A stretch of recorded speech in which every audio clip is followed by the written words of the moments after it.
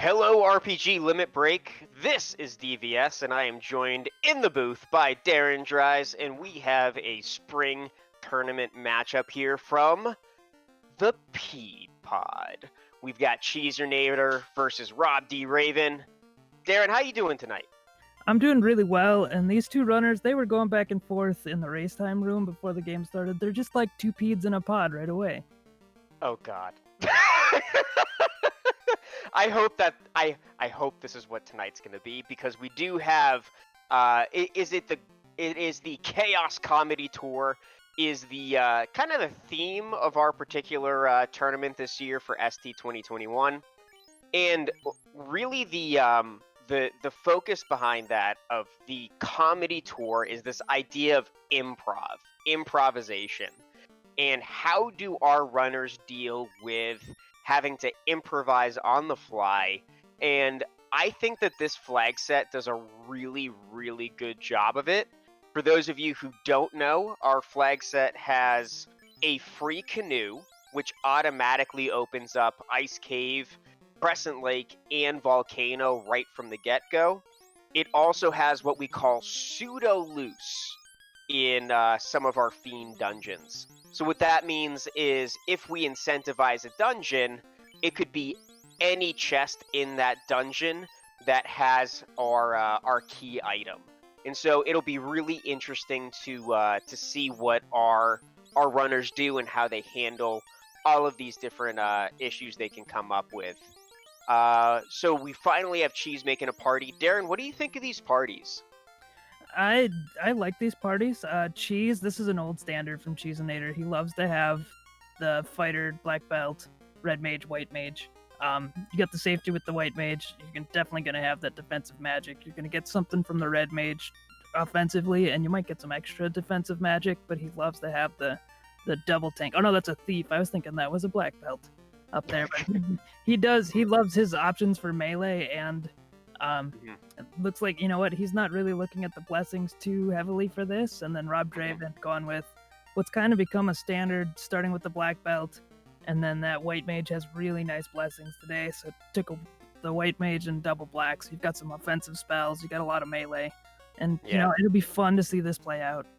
Yeah, it's interesting because we've been talking a lot with this particular tournament, the whole the fighter party versus the black belt party. And we've seen a lot of black belt seeds. We've seen a lot of, you know, whenever we have fighter versus black belt in these open parties, we've seen the black belt come on top a lot. So I'm really excited to see Cheese, who's a very veteran runner of this game, show us what you can do with a fighter thief party. Oof, and we've got Cure 4 at level 1 with our white magic, and it looks like Ice 3 for black magic, which I'm sure Cheese is super happy to see, with that thief having the level 1 black magic as his blurst for that thief. Yeah, there was also a Scimitar +4 when Cheese checked that weapon shop, so that's really nice for both. It makes your thief at least being able to hit something, and that fighter can take something out for sure. Yeah, well, and the wood +2 armor's nice, especially, again, for that thief, because, you know, the wood armor is one of the few things that the thief can actually wear. So seeing that pop up, plus the Scimitar +4, that thief's looking good. I mean, we're only at level 1, but that thief's already looking good. Yep, and there's always the old joke, too, of that wood armor is perfect for just as long as you need it, because you want your thief to get through the nasty things like Marsh Cave and maybe even the Ice Cave in this, and then after that, you're probably not using them very much. Right. Well, one of the things, so I love thief parties. Like, the fact that we have, in the spring tournament, the way that these flags are designed, the thief, and 6,000 gold for Cheese in that Toph chest. Very helpful early magic. But I love that these flags definitely have room for a thief. We have fully runnable parties, which means that thief can get you out of really, really nasty situations. I mean, that's kind of the purpose of the thief, isn't it? Yeah, and that was really the biggest surprise to me when I started playing these with the fully runnable, is how much of a difference that made. So we've got the herb and the bottle coming from the King and Sarah. Herb is good. Herb is good. I'm not going to discredit the herb. Bottle, not your favorite thing. But yeah, that's going to put in a good option for the early Elflin play. And it looks like, yeah, I mean, our runners are doing their standard, pick up some good armor, pick up some good weapons, take out Garland. And I wouldn't be surprised if we saw both of our runners head up north after this and start making their way to Provoca to see if Bicky has something better for them. Yeah, I know that's definitely been the standard. It would be interesting to see if someone does decide to go right over to Elflin, but I think you almost have to go to Provoca. You've got Ice 3 already. You can just take care of everything.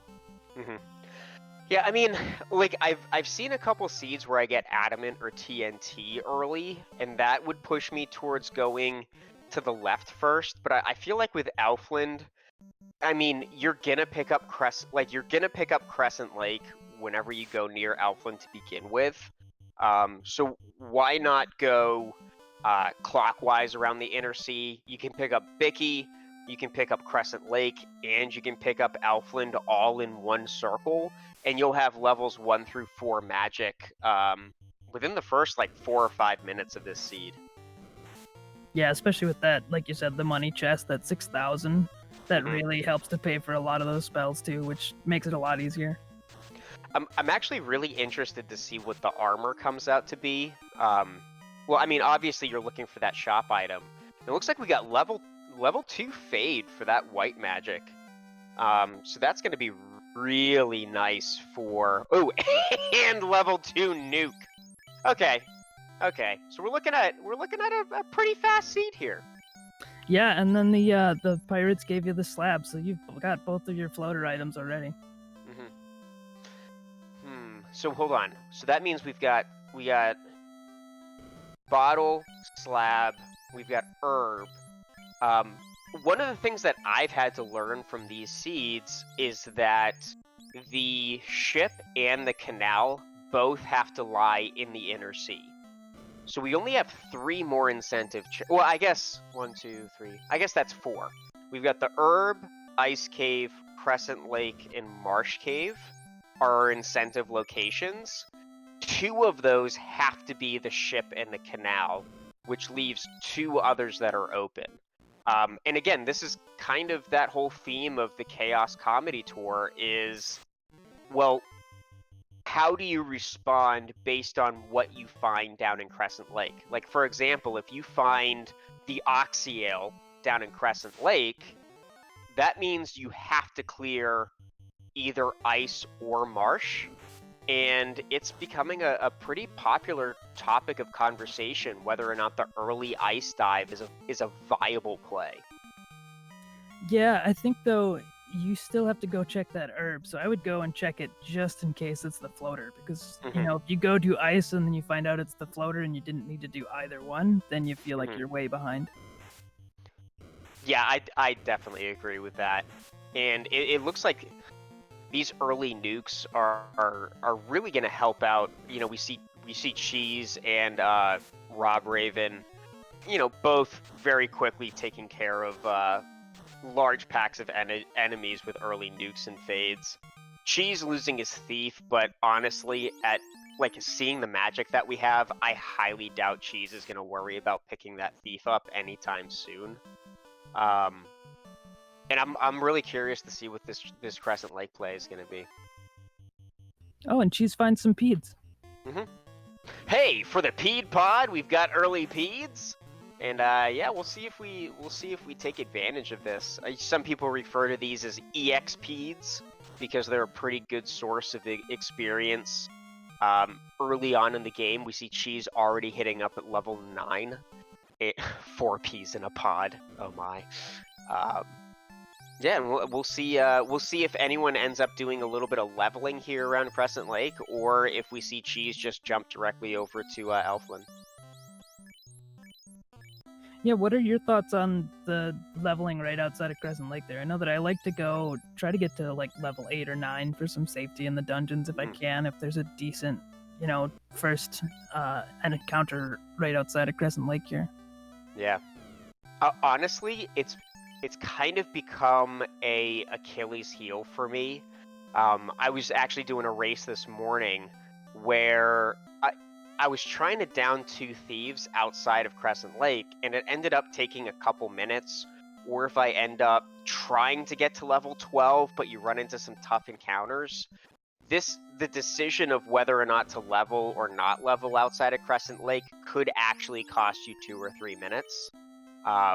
So I feel like with this magic set, I wouldn't level simply because I'm less worried.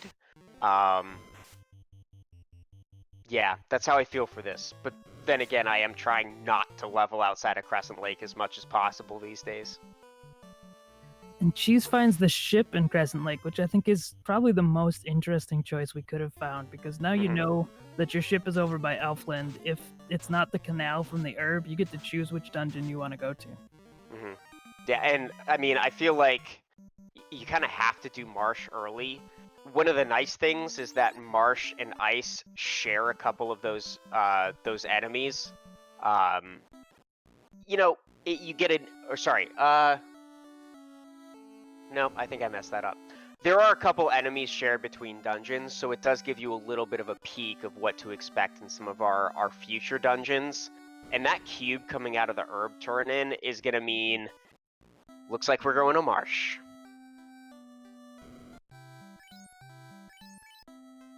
Nothing great for 3rd level black magic. Maybe Saber for that red mage, but Cheese definitely has enough melee power that he shouldn't have to fall back on a red mage.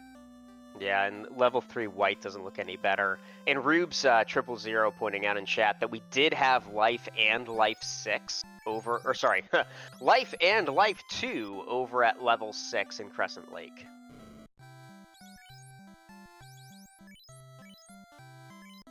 Temper and Lock 2 for level 4 black magic. That helps with your melee for sure. Absolutely. I think it had Brack too, which, I mean, that's very nice for Tia and Kraken coming out early. I did see something at level 4 white. Oh, Wall was at level 4 white. And, oh, in 8k, oh, sorry, almost 9k gold 4s. Wow. Yeah, that's good. We're just gonna say that. That's good. Yeah, that's pretty amazing. And did you notice that this is definitely a Danny rolled seed? Because those ogres have thunder. Nothing in the inner sea is safe when Danny rolls a seed. You know, this time it's the ogres. Usually it's the arachnids when I face some bad stuff, but yep, Rando's gonna rando. That is part of the joy, is you never know what's gonna come out and hit you. It could be imps, it could be ogres, it could be just whatever you find. Yeah, the best... Oh, Jayla pointing out that ogres also have sap. Yeah, I've had oh man, I think Sahags had like crack or blaze or something in one of my early seeds. You can definitely run into some horrible stuff in the inner sea. And it looks like Cheese is going top first. So this actually matters more now. Darren, what, like, when you go to Marsh, are you a top first or a bottom first? I always go top first, because if you find something decent in these 2nd and 3rd chests, which, or at least the ones that I always check 2nd and 3rd, you can always reset out and get them on your way down. And you know where the link chests are, it's so short to get there. Yeah. Well, that Thor 3 is a really nice pickup, and fortunately for Cheese, that's one of those that are top only. You know, we'll see if he takes advantage of it, but that's a really nice early pickup. Yeah, that could do some work. Throw that on your fighter, and he'll have a sweeper along with the rest of the party now. Yeah, and it looks like robdraven is also choosing the top first. I have to be honest though, I've started going bottom first recently. And the main reason I've decided to go bottom first is because of that trap tile in front of the incentive chest. Yeah, You I have started. If I'm on the bottom side, I'm gonna check that trap tile. Last night in a practice race, I found 3 eyes on that trap tile right after the key item, so no one else really even checked it. hmm Yeah, especially if you find the key item in that double room, that like row 2, column 2 room. Um, there's a lot of people that'll just reset or walk out, and I'm more on the other side of that. I'm usually the person that's like, oh, I forgot to check that, and it happened to have 3 eyes or like 200 HP iron galls or something crazy like that. Yeah, and especially this early, if you can get a decent grind, you don't even need to get the full grind in, but if you can get even your black belt up to like 21, you can start doing some damage, and it'll make everything a whole lot easier going forward. And it looks like Cheese just picked up a mage staff in that very first chest in bottom marsh. So we've got both the mage staff, which casts fire 2, and the Thor hammer, which casts lit 2. Right. It looks like an eye, but it's not an eye. We have the phantom tile here in marsh. That is definitely one of the ones that you're happy you can run from now. Absolutely. Yeah, and it, probably one of the biggest trolls in all of FFR is the very last trap tile, the one that's inside of Topher itself, is an enemy that gives you 1 experience point for killing it. Way to go, FFR. Or way to go, Final Fantasy. Rob was using the linked chests there and picked up that silver +4 on the bottom side, so that was really good. Good way to be able to get that that armor on the way down. Mm-hmm. Yeah, and it looks like Cheese picks up the key as our big key item here in the inner sea. I'm kind of curious how he's gonna respond to this. If you were in his situation, how soon would you consider checking some of these key locked chests and trap tiles? I think on my way out, I would save at the split and go right up to the Northwest Castle, check those 3 chests and the 2 trap tiles, and then I would definitely go and hit Canaria locked before I checked any other incentives. Yeah, I'm with you there. I've found, especially with this inner sea, going and doing a lot more save scumming typically ends up to your benefit. So like dropping a save here at the split, or like maybe even upwards towards Northwest Castle, and then doing a full walk without saving to Canaria. And if you end up with something like, so we've seen Bottle and Slab, so something like the Tail, or the, actually we have Cube, something like the Tail in Crescent Lake, or the Power Bonk or the White Shirt, I might just do a reset out to save having to walk back all around the inner sea.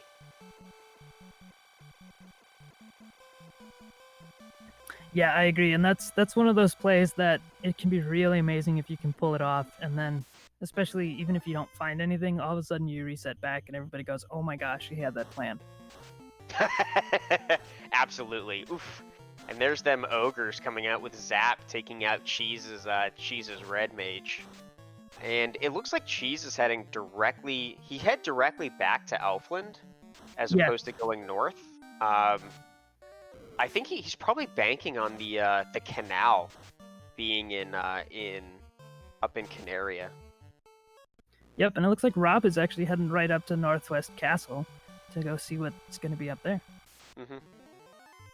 I do want to do a shout out to something someone said earlier. JLo7 in chat, mentioning that they'd actually check the key lock chests in Marsh Bottom before heading out, and it reminded me that those key locks in Marsh Bottom have a different trap tile than that vanilla trap chest.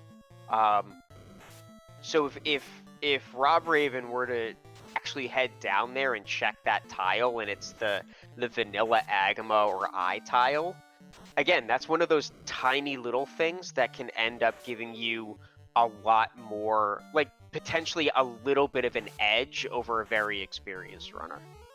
Yeah, sometimes it's just about finding those little things. Mhm. He does find fires. Mhm. Yeah, and especially with an early Ice 3 Fade and Nuke, those are a good pickup, but they are chonky enemies. Yeah, I was gonna say I don't see him sticking around very long, and we'll see if he goes back in. She's finding the Thor Gauntlet in Elfland. So now we have 3 of our offensive casting items. I think all we have left is Black Shirt, which casts Ice 2. And then, I mean, we do have the light axe that'll cast Harm 2. But yeah, having 2 lit 2s casting items and a fire 2 casting item right off the bat, that's really nice for this run.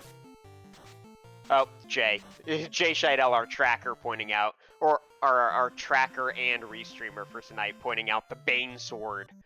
And yeah, absolutely, Bane Sword is definitely a favorite. And the Kaizokus are Britney Spears fans tonight because they are all about the toxic. That was a good one. I like that. And Toxic being one of those instant kill spells, so definitely not something you want to see on a pack party like Kaizoku's. And we find the Adamant in Canary Lock. Yeah, so we're just doing more of our Inner Sea tour. Mm-hmm. Now, if you have Adamant and the key, are you gonna check the key locked room in the dwarf cave, even if you don't have exit or warp? I feel like it depends on my party. With where we are right now, really, if Adamant is Canal, what would I do? I feel like I would check them. If I had a black belt that was already, like, we found an early tile to get up into the teens, I might not. But especially for Cheese, I would go down and check. Yeah, and then the crown, so he's just gonna keep going right around in the Inner Sea here. Mm-hmm. I had not seen. I am a Herrador save guy, so I've never seen the not like this before. Oh, I love them. Our developers put in a couple extra texts. Sorry, I was excited to see what was in the Dwarf Locked, and we have not only a Sun Sword, but also an Ice +5 sword. So, both are fantastic weapons to have with the Red Mage and the Fighter sitting in your party. But yeah, there are actually a couple different text boxes that can pop up for the Hooray Dwarf being killed instead of saved. Ice +5, I mean, that can definitely be an endgame sword. I wonder if we'll see Cheese checking a few less chests than we might have at this point. Mm-hmm. Yeah, I don't think... I wouldn't freak out about endgame weapons after picking up the Ice +5. I think anything after that is a nice to have, but you have something that's definitely a need to have. And that was the loot, so we're definitely going to have to go into Ice Cave at this point. Mm-hmm. Yeah, and then, so, I mean, I was going to say it's a matter of what we might find in Ice, but considering the fact that we have to find our canal in the Inner Sea, the Ice Cave is going to have the canal for us, but considering we have early nuke, early fade, and the mage staff, I highly doubt that Ice is going to be a major problem for each of our runners. So here's my next question to you as well, is if you're looking at this, you know you have to go to Ice Cave, and you're not going to get Floater in the Inner Sea. Do you go and do Volcano right away just to knock it out in case it's a floaterless seed?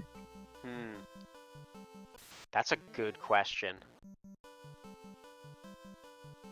I think that's a good question. I would, just because I always bank on if I'm in the area, I might as well go and do it. But it's always one of those decisions where you know that if you have to canoe there and back, it's going to take you a couple minutes, and you're going to lose that time if someone else gets a floater. Yeah. I feel like what I would do is I would probably do Volcano on the way out, and like I might. Okay, here's what I might do. I might drop a tent or a cabin at the intersection where you go left to Volcano, right to Ice, and then check Armory. Because especially if you're not fully confident on your levels going into Ice Cave, there's been a ton of pickup runs I've done where you'll find upwards of 2 ribbons or the massa or maybe one of those max gold chests inside of the armory. You've got 2 different trap tiles that are there. That could propel you from being nervous about Ice Cave to being confident about Ice Cave. And if you run into something that's horrendous, you'll end up resetting out and not losing a bunch of time traveling backwards. So I might check Armory on the way to Ice, and then kill Carry on the way out of Ice. Yeah, I think that's a really solid plan that you have. I don't know, it's always one of those things where you gamble between whether you're going to lose time canoeing or, spend forever looking for a floater and then having to go back later. Yeah. Yeah, I think that having Ice and Marsh incentivized in this flag set, well, and with the early canoe, the Ice Cave play is gonna be substantially more important this year than I think in previous years. Like, for example, if Cheese ends up running into trouble here in Ice, and robdraven ends up heading over to Volcano, whoever has an easier experience can win. Even this decision to head down to Marsh before doing Ice, the fact that Ice has Canal, if one of our runners had decided to go up to Ice instead of clearing Marsh first, they would have the advantage coming out, depending on whether or not Ice happens to be a difficult dungeon or a relatively easy dungeon. Ice does not look easy. I didn't see what it was, but something wiped out Cheese's party already. Mm-hmm. Yeah, I don't ever. Yeah, you have to respect Ice. You absolutely have to respect Ice. Oof. That might have been it. Yeah, damage poison wraiths. Oh, and CC pointing out in chat, images with heat, damage poison wraiths. Both of them are very popular encounters in the first two floors, or sorry, the first 3 floors of Ice Cave. Yeah, and that can be. We'll see if Rob might make through without seeing either of those, and that could save him a lot of time over Cheese, who's wiped out twice because of images and wraiths. Yeah.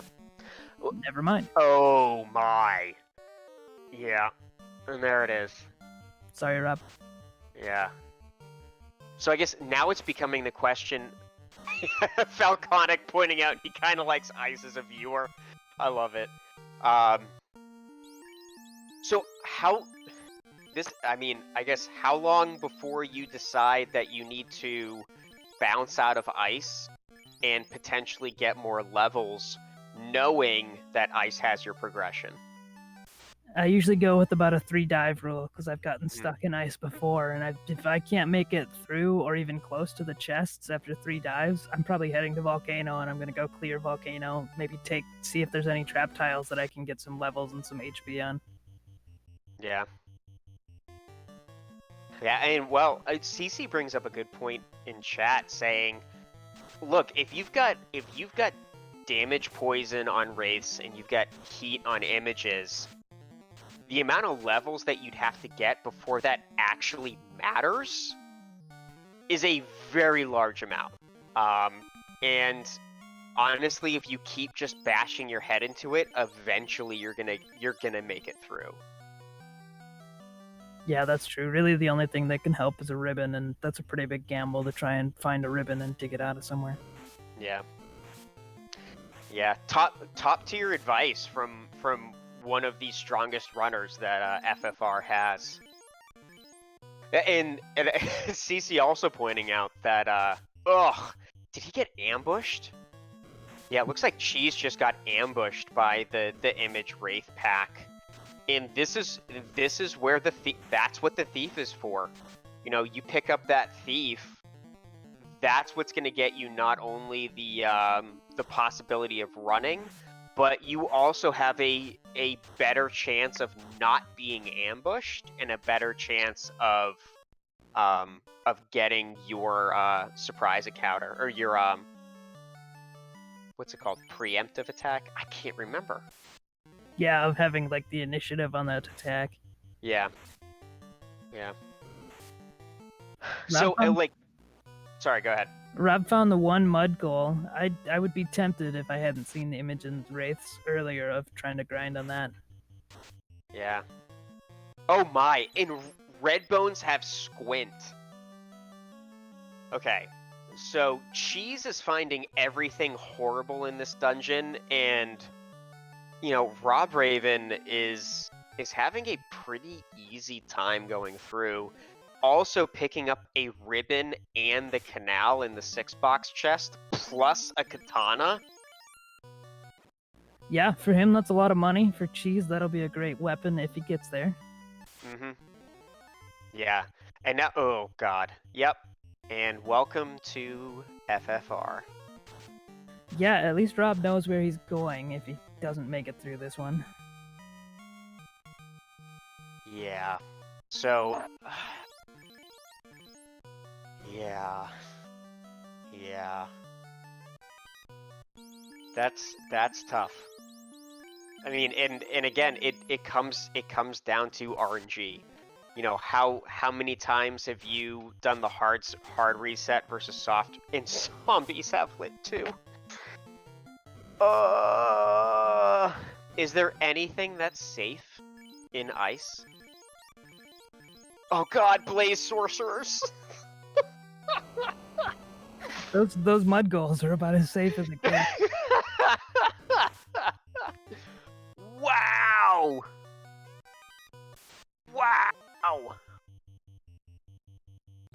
This is incredible. All right. Wow. Okay.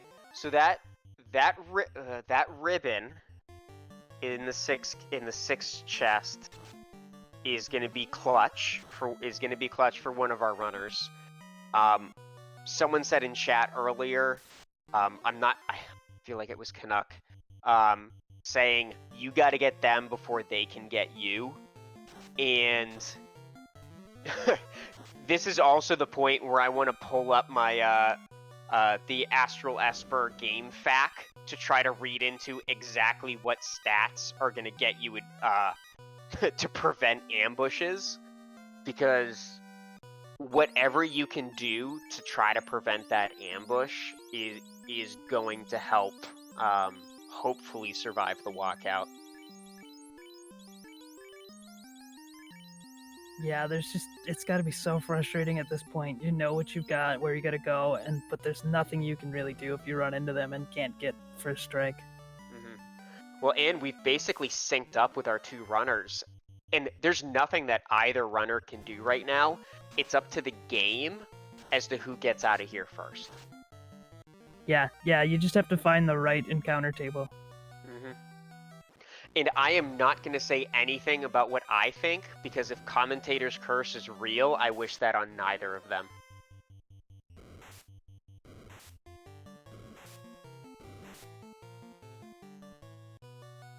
Alright, so Cheese getting out.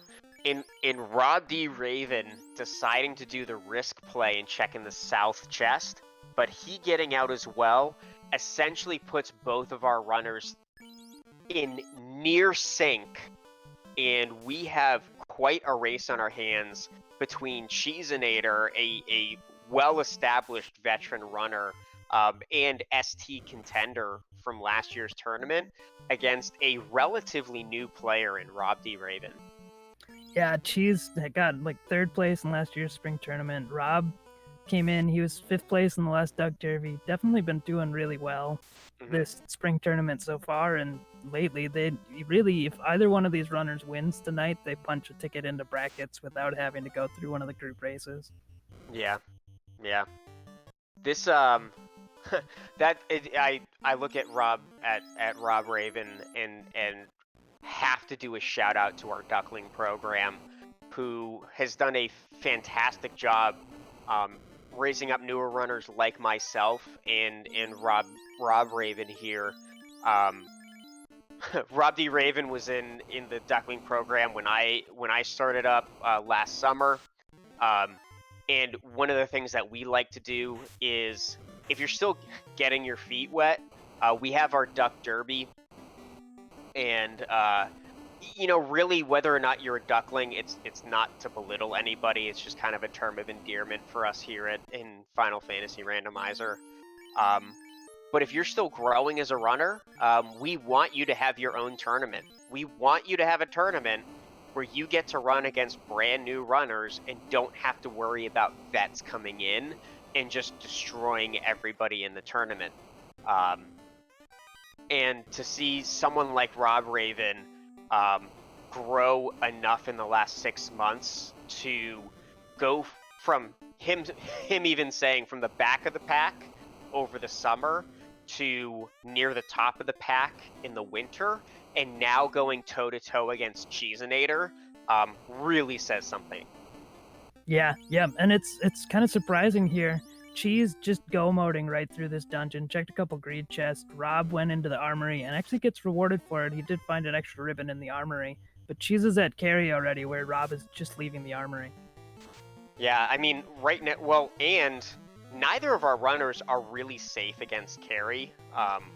Rob also picking up the Opal +3, which is a phenomenal piece of armor. It's by far the best armor that you're going to find for one of your characters.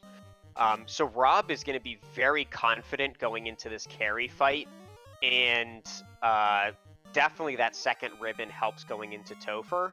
He's given up a couple minutes in terms of checking that armory, but there's a good chance he's going to make up for that. Oh, Rob. That's not good.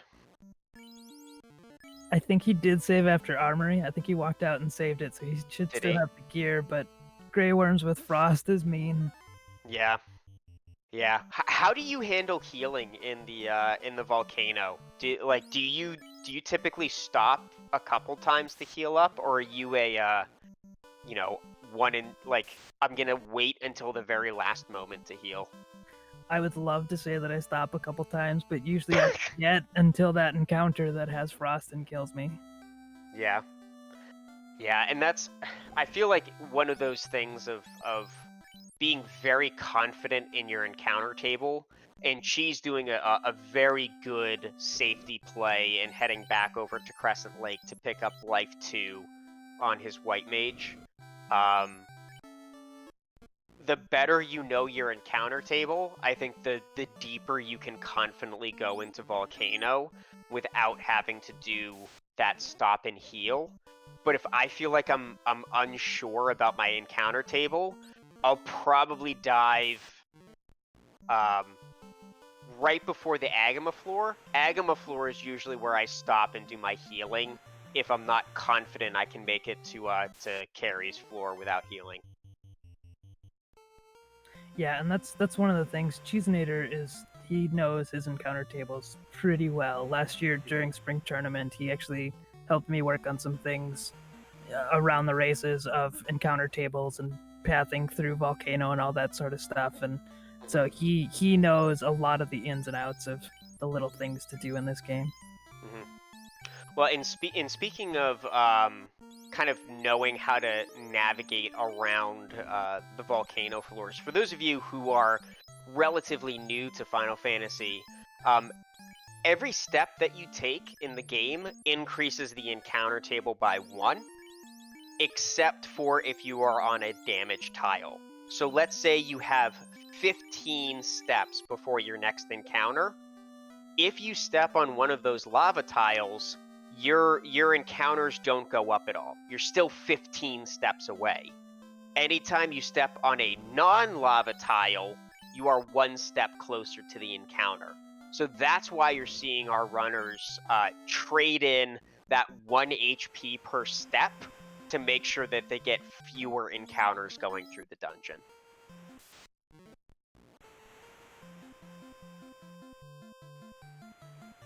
Rob pulling his carry after having probably a slight moment of panic with another Grey Worm right on that floor.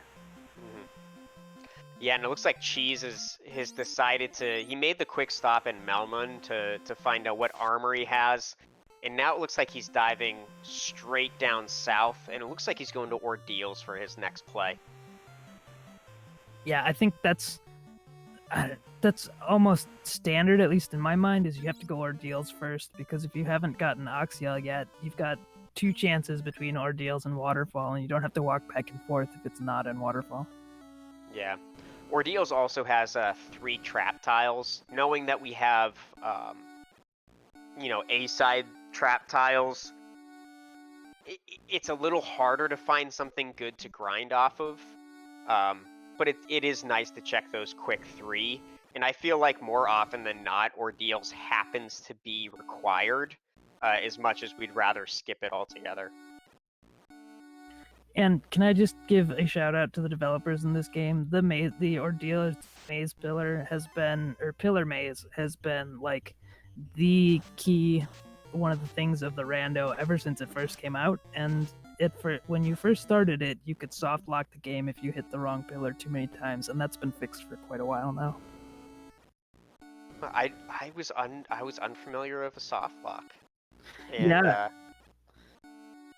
Yeah, in the early days, you could soft lock the game because I think the game got confused basically because it didn't know why you were stuck there so long. It's one of the times where the game says, "Man, like, you got to give up. Like, you've been in here for a long time. Just go take a break, and we'll come back to you later." And she's getting the super troll of passing the all 3 of the 2 tile rooms, only to get launched back to the beginning in the 4 tile room. Yeah, I believe there's one that'll send you back 2, one goes to a random spot, and then there's definitely one that's the correct way, and I don't remember what the 4th one does in that room. All I know is one of the pillars leads to happiness, and the other ones make me sad. So, yeah, that's some DVS strats right there. Just hope for the one that makes you happy. Yeah, and it always makes it worse when you know that you're being restreamed and you're in a big tournament like this, and you just get blocked by those pillars. And she's finding 3 really good tiles or treasures there. Another Ice +5 sword, I want to say it was a 15k chest. Picking up an Aegis 4, and finding his incentive crystal, which of all of the incentive items, the crystal isn't your favorite. And I'm kind of curious to see if Cheese is going to go for the crystal turn-in after this, or if he's going to go right over to on-rack Waterfall. I would not be surprised to see Cheese go right down to crystal. He might save it here, and then go down, and if it's, white shirt and maybe he feels comfortable without the white shirt, he will probably reset back to come back to it, but he knows his overworld routing as good as anybody else, so he's probably gonna looks like he's heading right down there to check it. Right. Yeah, and I like this decision to save here. For those of you, I highly recommend looking at maps as you're first starting out, because Matoya's Cave is incredibly close to that northern continent.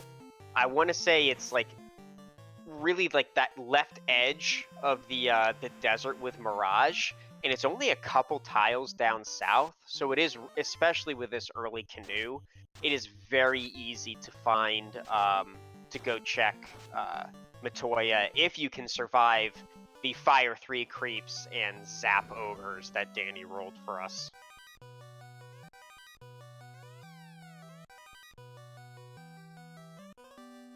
And Rob went right over to the waterfall. He's going to be a little bit sad when he finds out that the crystal holds the key to the Oxyel, so he's going to have to double dip that on Wreck Continent.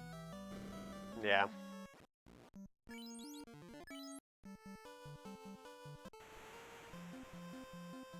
And JLo pointing out as well that over in chat that we had the vendor item found that was the ruby, but Jay Scheidel, our tracker, pointing out he didn't have enough money to purchase it. So I could see robdraven going through this waterfall, hoping to pick up something good from the robot, and then potentially going back for that ruby later. Yeah, and maybe you don't pick it up at this point because you could be looking at a floaterless seed, and you might be, maybe you're banking on just not having to deal with it at all. Yeah. Well, and honestly, the ruby is a really bad item to find, period, in this flag set, simply because the ruby gets you access over to Sarda. The problem is you don't know what Sarda has. Sarda could have your white shirt, could have your power bonk. Sarda could have your floater. So it's one of those.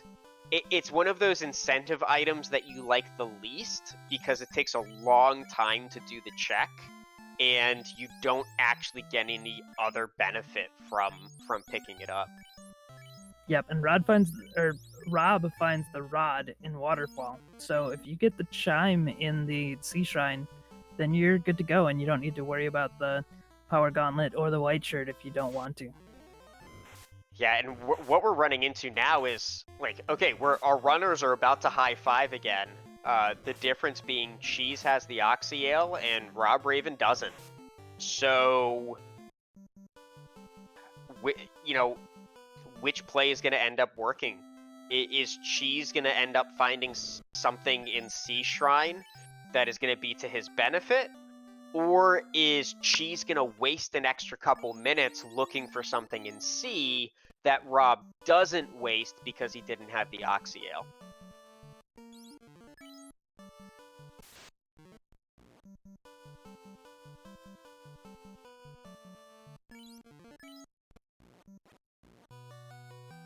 So we're hitting that point where we're hitting that high five here. And for those of you that might just be joining us, I'm DVS here with Darren Dries. We are at Spring Tournament 2021, the Chaos Comedy Tour. We are in the Peed Pod with Cheezinator versus robdraven. We've got the seasoned vet versus the bright newcomer, and we are almost toe-to-toe when it comes to this seed, and we're just gonna have to see what the game has for us in terms of which of our runners are gonna come out in front. Yeah, it looks like Rob is going back to pick up that ruby, so we'll probably see what Sarda has very shortly here. It'll be interesting to see if he checks the ruby first in Sarda, or if he goes down to check the crystal with Matoya. Yeah, and I am now understanding what chat's been talking about with the egg. The egg being the ruby in this case. It's another one of our fun percent flags. Our developers here in Final Fantasy Randomizer like to code in some amazing new flags and have some fun in the process. One of our developers, Life Reboot, has put together a flag set similar to Multi-Instrumental Sarah, where the Titan could have any number of different options for his favorite food. It could be another gem, such as a diamond or an onyx. It could be junk food. It could be a beverage. It could be health food. So if you're watching one of these races and you see a weird sort of edible something, that's your ruby. Yeah, I've been playing with the beverages on, and it makes it pretty interesting. And there's different text based on what kind of item it is too, which is just a nice little bonus. Yeah, well, and I know that Life Reboot went as far as to scouring all of the text from NPCs to see if there were other NPCs in the game that referenced the the Titan's favorite food, and I believe there is a single person in Melmond who will also tell you what the favorite food of the giant is, so he went in and recoded that text as well. That's funny. So I'm seeing robdraven pick up this this Whiz Mummy tile, and he's walking out of it, but Whiz Mummies have a pretty decent amount of experience, and especially early on, I could potentially see it picking up at least a couple levels on that trap tile, but it looks like he decided to take a walk instead. Yeah, at this point, I mean, I think by 47 minutes in, you've got to find something that's good enough to get you started, because level 14 at 47 minutes just feels really bad. Yeah, it's funny you even bring that up. I had I didn't think we were 47 minutes into the seed, and you know, having run a lot of these, there's a lot of these seeds that are coming in between 70 and 80 minutes. I would say if you hit an hour and 20, that's really long for a lot of these highly competitive seeds, and you know that Topher is going to take at least 10 minutes. I think both of these runners are feeling behind. Yeah, I think so. I think if you've wiped out of Earth or out of Ice that many times, but you know that the other runner's going to run into it, but you never know how many times they will. Yeah. Yeah. Well, and like this seed is so evil. Just having the fact that sorcerers that are so common here in ordeals, you've got Ice Cave was horrendous. Earth Cave's gonna be bad.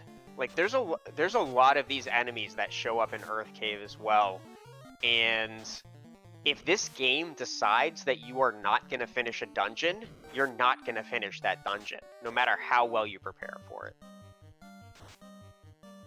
Yeah, that is true. Earth is going to be horrible, and Rob finding the wraiths and images again. Yeah, and fortunately getting punched twice and being able to leave. But Rob finally making it out of ordeals. Cheezinator is deep into the Sharknado floor here in Sea Shrine, finding the Metal Slime tile here in C. I'm curious what he's gonna do with this. Yeah, we might see Cheese post up here for a little bit if he doesn't feel like he has the levels to take on Kraken or just wants a little bit more security. Yeah, I think the thing that scares me is he just threw up that mage staff that was doing a little over 100 on a couple of these, and those slimes weren't going down. And it looks like Cheese is a little worried about picking up a 6-pack that might do some damage, and picking up is this? I think it has a French vanilla water tile in this northwest room here. Yeah, I believe you're right. I'm kind of surprised he didn't test the waters to see. With Ice 3 in level 1, you would definitely be able to take care of those. Yeah. The waters can be scary. I mean, waters can roll a lot of hit points, and waters can roll pretty hefty damage. So it really is a toss-up as to whether or not that's going to be a safe tile. Jaysha Adele is pointing out that Rob took the long way to get down to Montoya's cave. Maybe banking on going to Earth next, or we'll see. Might have been, trying to do that Ruby and Earth cave at the same time, but checking Crystal on the way. Yeah, I'm actually liking this play by robdraven. I know that I can do all of Earth. I know that Earth has 3 trap tiles that are pretty easy to access. And I know I have 2 incentive items I can pick up. If I'm Rob, I'm doing this play. If I'm Cheese, I'm doing the play that Cheese made. So really, Sarda may make the difference here. If Sarda has the floater and Sea Shrine has a power bonk, then robdraven is right back in this. If it's the other way around, Cheese is substantially in the lead. Yeah, and Cheese is, as comfortable as you can get with a floaterless seed. Where I'm not sure, how confident Rob is on overworld movement and all those sort of things. Yeah. Really the only thing is we're down a Chime and a Cube. Chime, let's think. Sarda's gonna have one of them, or Sarda's gonna have something. So let's take a look at Rob's screen and see what Sarda has. Oh no. That's a white shirt +3. Oh right, they have the cube. The king had the cube early off in the beginning of the game. Sorry, no, the elf prince had the cube. But man, robdraven getting that white shirt means that Cheese is the one that's going to come up with our progression item. Whether it's going to be the floater or the chime, who knows? Floater, chime, or TNT it looks like. But either way, our progression is sitting here in C somewhere. Yeah, and it looks like it's going to be on the mermaid side of C, because I believe that Cheese full cleared Kraken's side. Yeah, and Kraken's not a pushover. Throwing out some thunder and hitting hard. robdraven's gonna show us how bad Earth is, but Cheese showing us that C's no joke.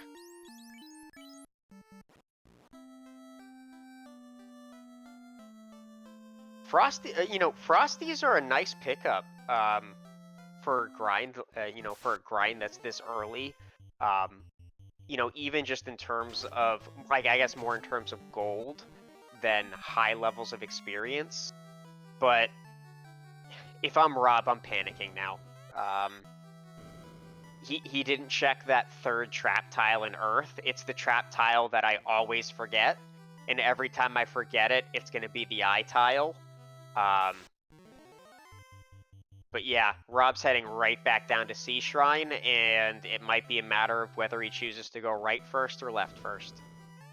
Yeah, and he did do a smart play of resetting back out, so that might have been why he didn't check that third tile too, is he didn't want to have to take the fights and walk all the way over there, but he reset right back out to that intersection. But Cheese does find his chime. Yep. And Cheese walking directly out of C once he finds that, which means he's going to head over to Mirage. And then Mirage, what can Mirage have? It's probably has to have the TNT or the floater at this point. Yeah, TNT, yeah, right, because either TNT, which would lead to the floater, or else the floater itself. Mm-hmm. Because they have the bottle and the slab already. That was 2 of the early pickups, so. Yeah, I feel like if you're Cheese and you've already, if you're Cheese, you're in go mode. You've got your cube, you've got your chime, you've got your rod. I mean, even if you found a floater sitting in Sky, it's not necessarily going to benefit you. I think the only exception, the only exception would be promotion, which is something that Cheese might have to worry about that Rob doesn't. Yeah, but I wouldn't be surprised to see Cheese go ahead without it and then take the risk of maybe having to go back and pick it up, because you can definitely finish the game without promoting. He's got good gear for his knight if he would get there, though. He does have that Aegis +4. Mm-hmm. Yeah, and these Ice +5 swords, being able to equip those without having to promote, is definitely incentivizing. Though it does bring up another conversation, which is how far do you go level-wise before you feel confident enough to dive Topher? I feel like that's got to be one of those questions that's on Cheese's mind right now. Yeah, he's definitely got to find some levels. I think he was level 19 when he checked his menu there, so I would think, at least mid-20s with this party would be my thoughts. Yeah, and one of the things I feel like I've had to learn and have been observing is that the Tophers in this flag set are far more dangerous than Tophers in previous flag sets. I believe that previously you wouldn't have clamped bosses in Topher. Clamped meaning that every single boss in Topher for our flag set is going to have, at minimum, their vanilla hit points. Previously, we've had some flags that allow the Topher fiends to have lower HP than they normally would. But for this flag set, every single one of our Topher bosses is going to have at least their vanilla hit points and can have upwards of double their hit points. And bad men have Blizzard. This seed just keeps getting better. It just every corner you turn, there's just another ugly thing for us to find on another enemy that's in multiple dungeons. Oh, there's level 21 for Cheese, so I think, yeah, you've got to be getting pretty confident. I think these are the only 4 chests he's going to check in Sky, so he's feeling good with his gear, especially after finding a second ribbon. Yeah, that's the second ribbon for Cheese and the third ribbon overall. So we've been lucky enough to find all 3 of their locations. I don't know. I'm feeling nervous for Cheese. I feel like Cheese is going to finish his last 2 dungeons and try a level 22 or 23 Topher dive. I don't feel good about that. No, but you've always got those grind tiles in Topher, and you can go to Earth Floor right away if you want to try and get some levels in Topher as well if you're not feeling confident after your first dive. Yeah, I think he has some options available. I feel like I can't get a handle on how do you know when you have that right level, that right number of levels, that right amount of gear for Topher. Because we've seen some fiends with ridiculously high absorb or ridiculously high evade. I don't know what to expect when you come around the corner. Yep, Crabcake's pointing out that he doesn't have warp or exit as far as we know, so you can't even go down to do a Topher dive. Yeah, and Cheese, I feel like I almost missed it. Cheese is up here on the Bridge of Destiny, which means that at any step he could come up with Wormek, which is really the question of, hey, do you take down Wormek and pick up a massive amount of experience? Or you just keep walking by and say hi to Tia? I think at that point I would take on Wormek, especially if you've got Wall and you've got a couple of defensive spells, and the experience is so good there. Mm-hmm. Well, it looks like we have our first really big divergence here, which is robdraven deciding to pick. Well, I guess our second big divergence. robdraven deciding to take some time at these metal slimes and pick up some levels for that black belt. Couple key things I've seen so far. Number 1, he just got an ambush on these metal slimes. Number 2, the metal slimes were punching for like 20 damage. So this might be a good play, but they have silent touch.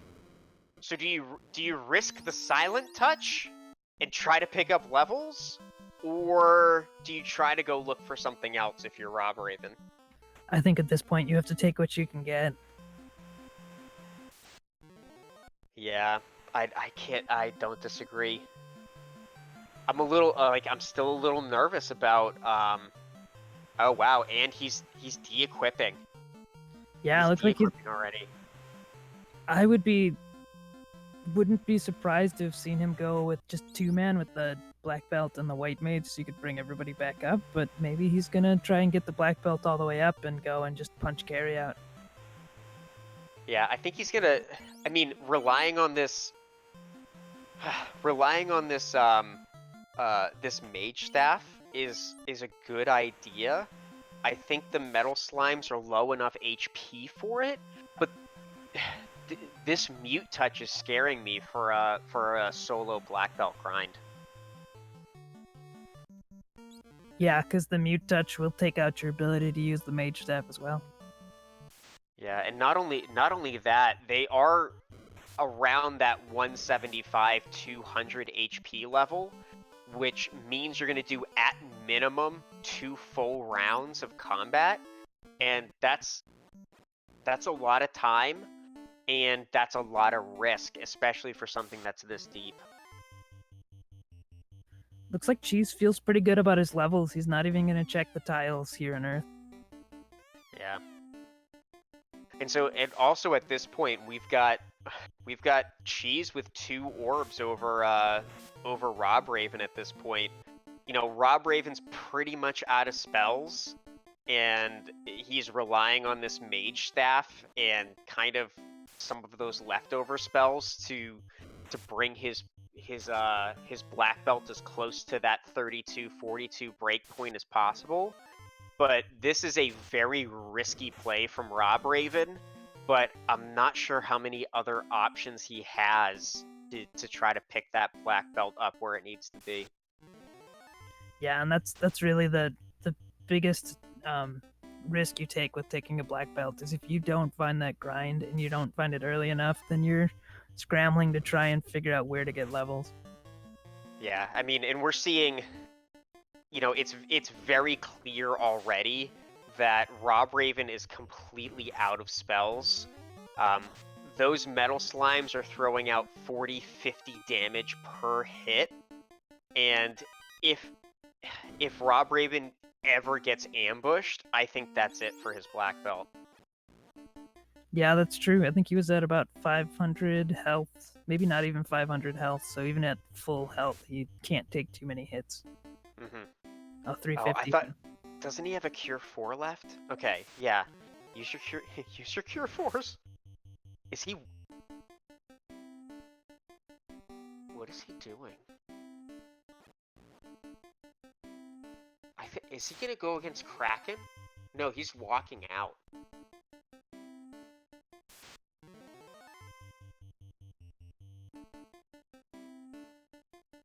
Yeah, I understand why he's walking out. And I know that I've been fooled by the metal slimes before, thinking that they're a better grind than they actually are. And I think that Rob is deciding to double down on these metal slimes, and I'm not sure it's gonna play out for him. Yeah, and you know what? Everything is just amped up with spring tournament, with everything else going on. You get to a certain point and you're like, oh no, I can't do this, and I need to get out. It's a big race, and it just makes everything a little bit tougher. So I think errors play into it, and just trying to figure out where you want to go and what you want to do it makes everything just that much tougher. Well, that, and you're racing against Cheezinator, who you know is a very, very strong runner. That's definitely playing in your head as well.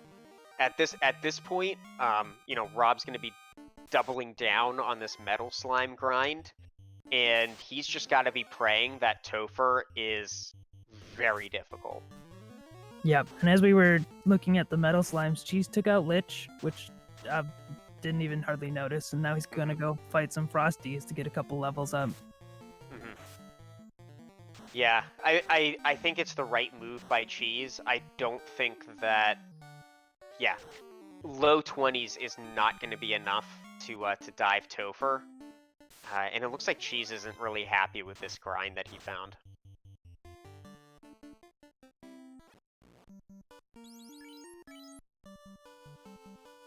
Yeah, I wonder if he'll check the trap tile in Temple of Fiends, because we know we've seen more trap tiles than either of these runners have, but we haven't seen the Eye or the Agama yet.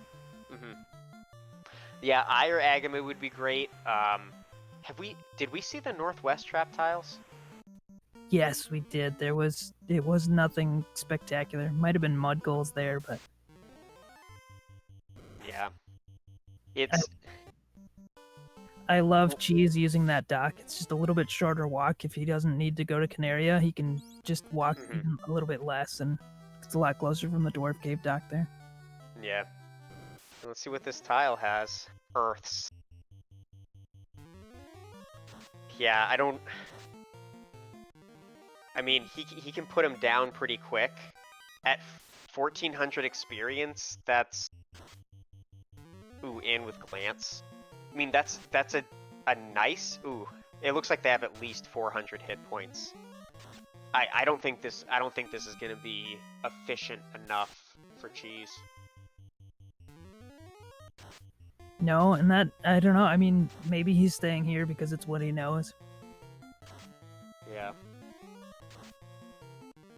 Yeah. CC also pointing out in chat that glance actually might be a benefit, because if you have if you let one of your characters get stoned, then what actually happens is you can use a soft at any point in any dungeon with any character, but if they get downed, then you have to have someone who can cast life. And it looks like Cheese has decided to hedge his bets, and he's diving Topher at a really low level for what we've seen so far in this tournament. Yeah, and we'll see how it works out. He is taking some time, taking this Chimera fight when you could easily run away, especially with the Thief and the White Mage with Thief luck. Yeah, and for asking about a Topher grind, I don't think that Cheese has either warp or exit, so that's probably why he's banking on kind of throwing out the Zeus Gauntlet and the Thor Hammer instead. But this is a very risky play from Cheese, and I feel like Cheese knows that it's a risky play. Yeah, I'm sure he was happy to see the Mage's fighter there, and I'd be interested. Yeah, I think he's going to take these zombie Ds as well, because they're not too bad to kill, especially if he has any harm spells. Yeah, and based on what we know,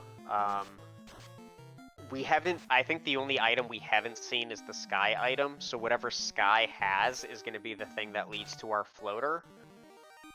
I'm not sure Rob's going to make that decision now that he has his Chime. So Rob's in go mode, but he doesn't have a tile, and his entire party rests on having a tile or some sort of grind for that black belt. Yeah, really, we just haven't... There's a couple tiles in Earth that we didn't see. Yeah, there's the Earth...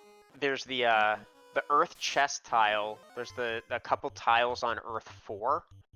But, you know, other than that, the best thing that we've seen is that metal slime tile, and that metal slime tile is not great. How quick was the power cycle encounter? I don't think the power cycle encounter was very quick. I don't remember it from the very beginning of the game. 8 seconds. Yeah, I was thinking about potentially that overworld encounter as well, but I think they went to Garland pretty easily. Yeah, and I think we saw Tyros in the desert, but I don't know if Cheese power cycled before heading up to the Mirage Tower or not. Yeah.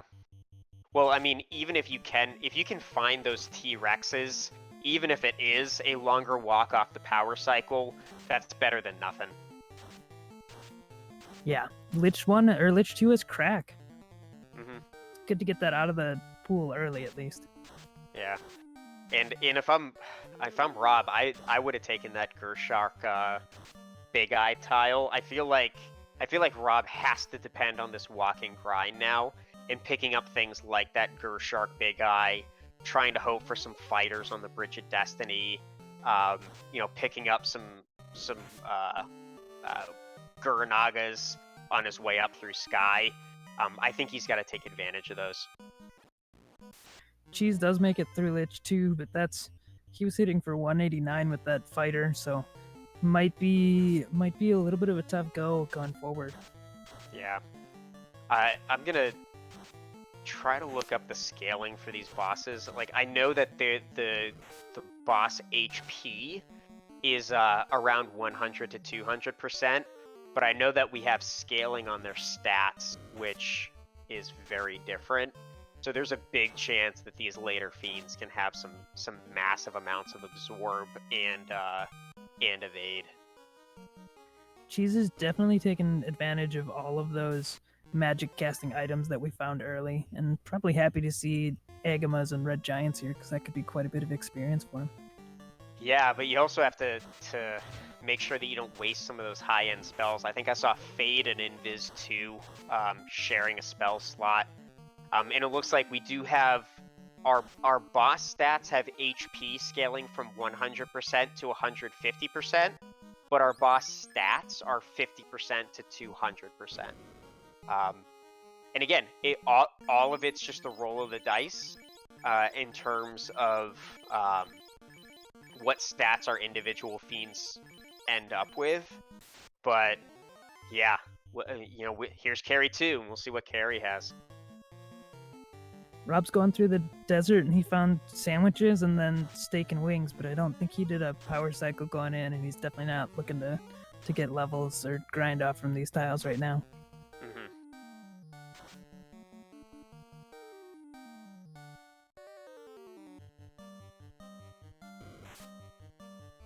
You know what?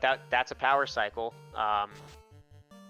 So Rob finding a T-Rex off the power cycle. Let's see what this has. That's 128 damage. That's another like 253, another 150.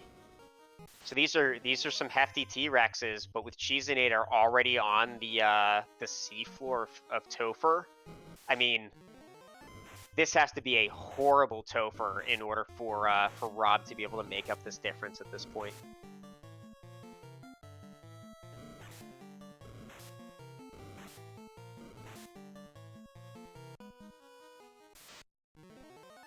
Yeah, it looks it looks like Rob is deciding, you know what, that's a long walk. It's something I'm going to keep in the back of my mind, but I have to climb up this sky tower, and then afterwards we're gonna see where we're at. Cheese coming up to a big gatekeeper in Kraken 2, and Kraken 2 can easily one-shot any of your light warriors, and we'll see if Kraken 2 decides to be decides to be cheeky or decides to play a little bit nice.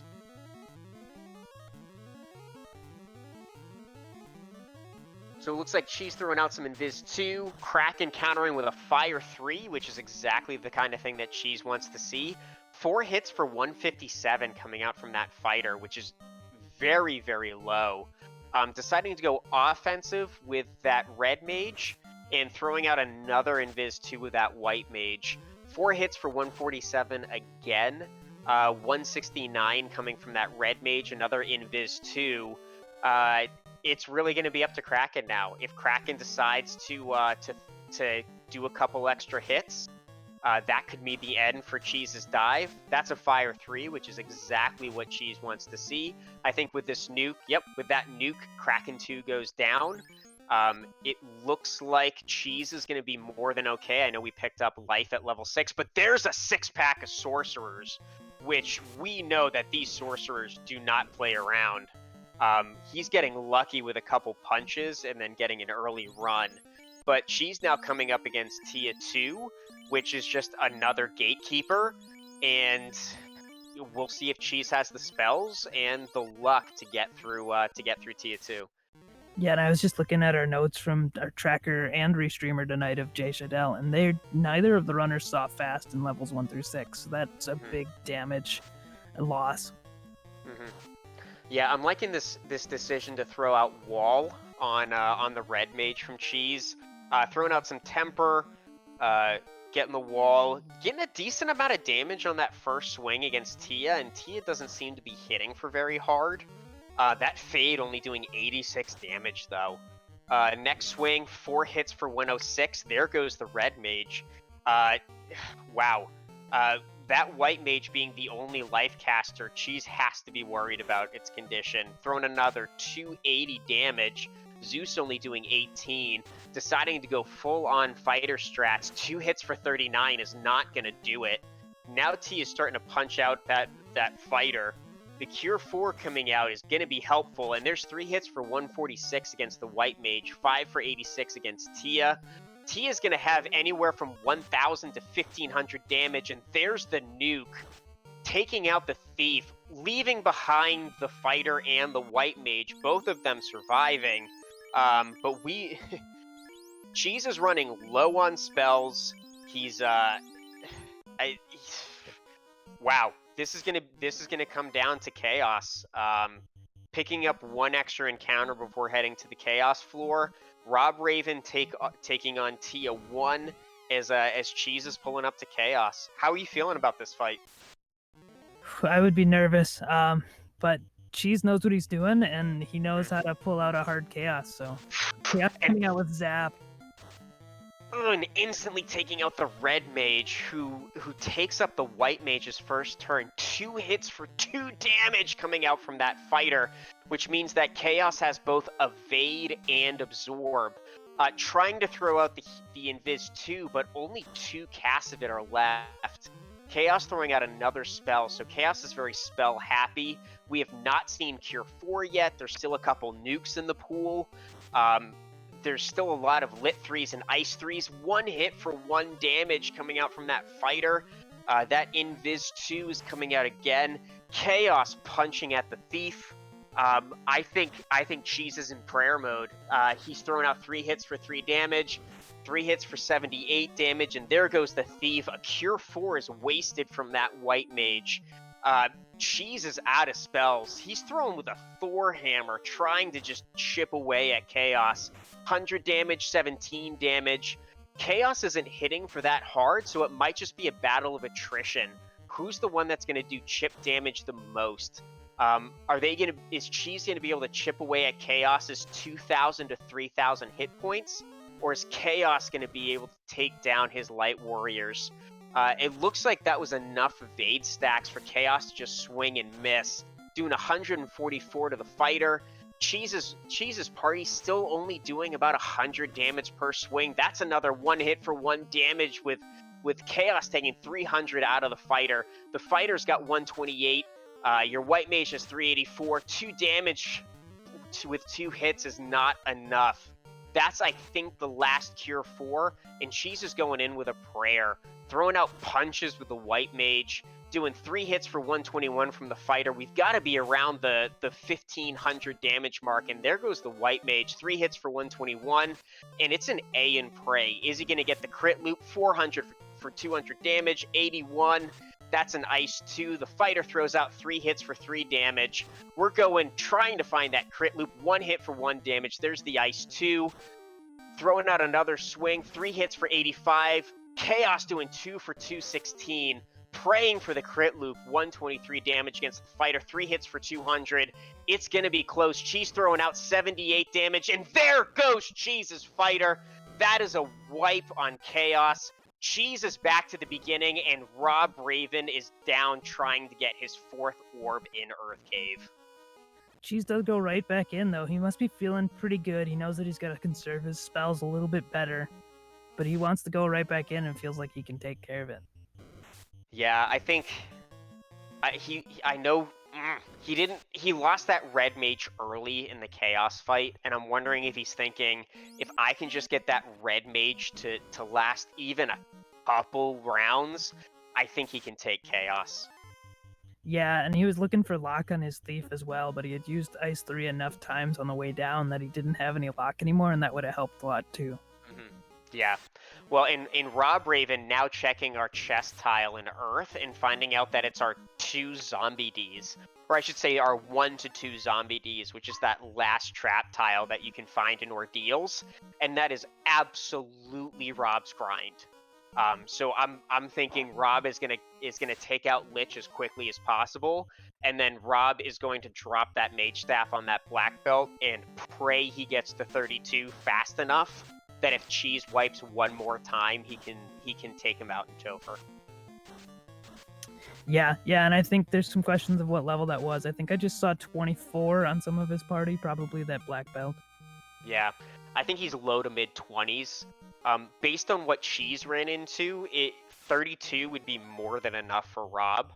So it's going to boil down to Yeah, it's really going to boil down to how does Cheese's next Topher dive work for him. If Cheese runs into trouble again, this is anyone's match.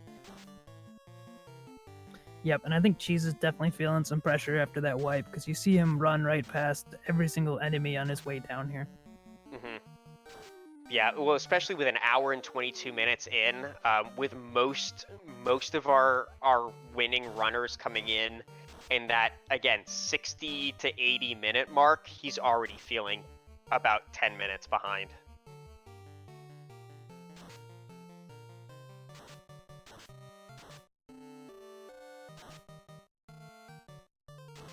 Well, and a couple point outs in chat, the fact that we have Locke at level 1 Black Magic, and that Thief had access to level 1 Black Magic spells, so that Thief did have access to Lock 1, and with Chaos being incredibly evasive, not taking advantage of that Lock 1 on the Thief, really impacts Cheese's ability to take out Chaos here at the very end. Yeah, I did see him go and look for it, but he was at, I think it was 0 out of 3 casts or whatever the number was, because he had used Ice 3. He used them up already then? Yep, getting levels, he was using that Ice 3.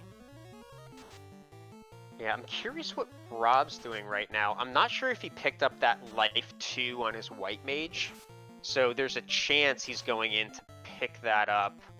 Or maybe he's just picking up some... Yeah, 31 houses. He's doing a T-Rex grind. Yep, I think you're right. Yep, he's absolutely doing a T-Rex grind.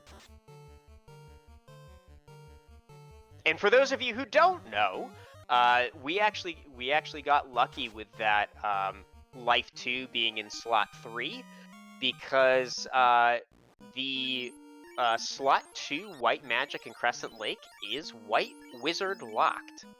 So, fortunately enough, we got the better end of the bargain for our life spells here in Crescent Lake. Yeah, and it was especially quite a bit cheaper to get Life 2 over Life 1.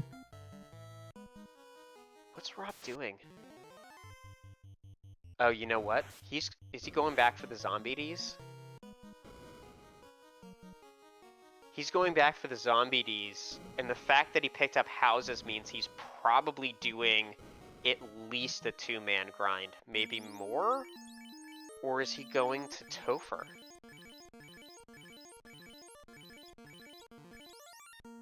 That is a good... Looks like he kept going... I don't know, where is Rob going? That's going to be the question. I mean, I think it's the fact that he bought like 20 or 30 houses. I don't know why you would buy 20 or 30 houses if you weren't going to do the, I mean, at least one of those 2 grinds. Yeah, maybe he was hoping that this tile is going to be an Agama or an Eye. Maybe, yeah.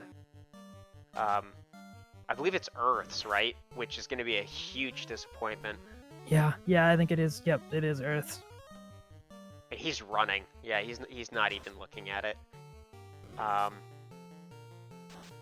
He's doing his dive. Yeah. So it looks like robdraven doing his first dive into Topher, while Cheese is already back on Kraken 2 for his second dive. Looks like Kraken took out the red mage pretty quick. The absorb on that Kraken is really taking in a lot of that Ice 5, but you know what? Cheese is through it, and he'll be on to Tia 2 in the meantime.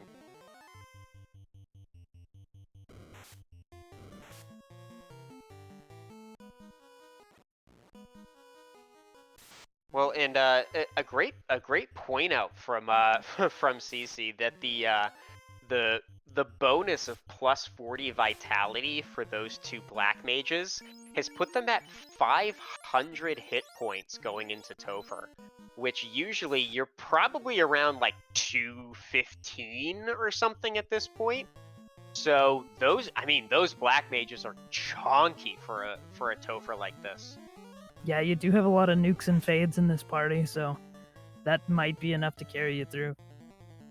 You know what's interesting though? I'm just kind of realizing it. When you look at the 2 parties They're really, I think, I think Rob has the edge in terms of party makeup. I mean, that black belt isn't a level 32, but with the amount of evade that all of these fiends have, like throwing a couple tempers out, the black belt is gonna have a large number of hits. He has better black magic. I'm a little worried about that white mage sitting in slot 2 instead of putting him in the back. But this is a very doable dive for Rob Raven.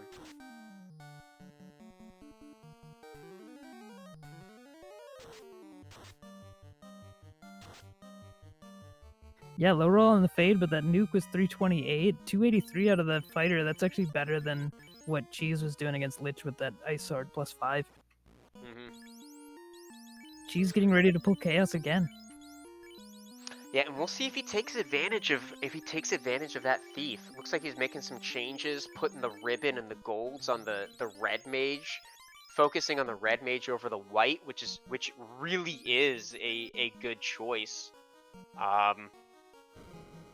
All right, so we've got Chaos and Kraken 2 pulling up at the same time. Cheese coming up against Chaos. We've got Invis 2 coming out quick and throwing off the tempers onto that fighter. Chaos, oof, just pounding that white mage. Only doing 122 damage from the fighter in that first shot. Throwing out the second and last of the Invis 2s.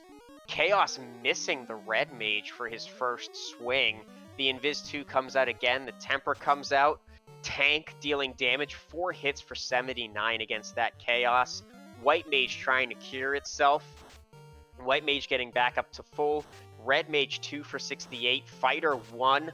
Oof! And the Zap coming out takes out that White Mage. That's all of your healing. And now it's a matter of, can you temper up that fighter? That fighter missing completely, doing 100 damage. There's another 1 hit for 62.